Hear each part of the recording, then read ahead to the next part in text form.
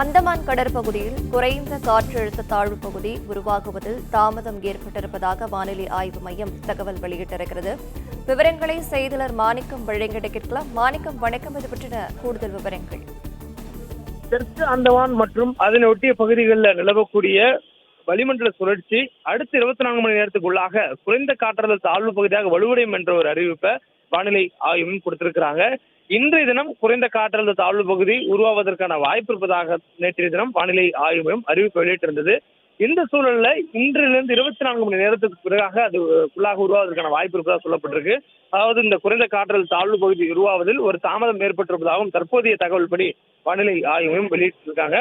மேலும் இந்த அறிவிப்புல தமிழ்நாட்டிற்கு இதன் காரணமாக கனமழைக்கான வாய்ப்புகள் 16ஆம் தேதியிலிருந்து 19ஆம் தேதி வரையிலுமான 4 நாட்களுக்கு நீடிக்கும் என்ற தகவல் சொல்லப்பட்டிருக்கிறது.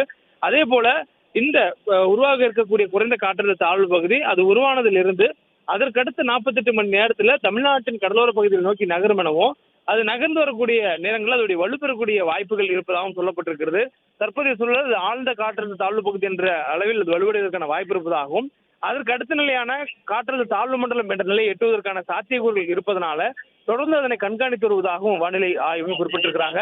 இதனால் அது கரை நெருங்கக்கூடிய நாட்கள்ல குறிப்பாக 17 மற்றும் 18 ஆகிய தேதிகள்ல தமிழ்நாட்டுக்கு கனமழைக்கான வாய்ப்பு தீவிரமடைவதாகவும் சொல்லப்பட்டிருக்கிறது. அதில் 17 மற்றும் 18ஆம் தேதி மிக கனமழை என்ற அளவுல மழை பெய்யக்கூடிய வாய்ப்பு இருப்பதாகவும் சொல்லப்பட்டிருக்கு.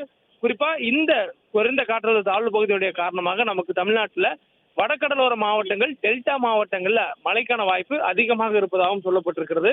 மேலும் இந்த வட மாவட்டங்களில் இந்த குறைந்த காற்றழுத்த தாழ்வு பகுதி மீண்டும் ஒரு மழைக்கான வாய்ப்பினை ஏற்படுத்துவதற்கான சாதகமான நிலை இருப்பதாகவும் தற்போதைய வானிலை நிலவரங்கள் படி ஒரு தகவலானது வெளியிடப்பட்டிருக்கிறது.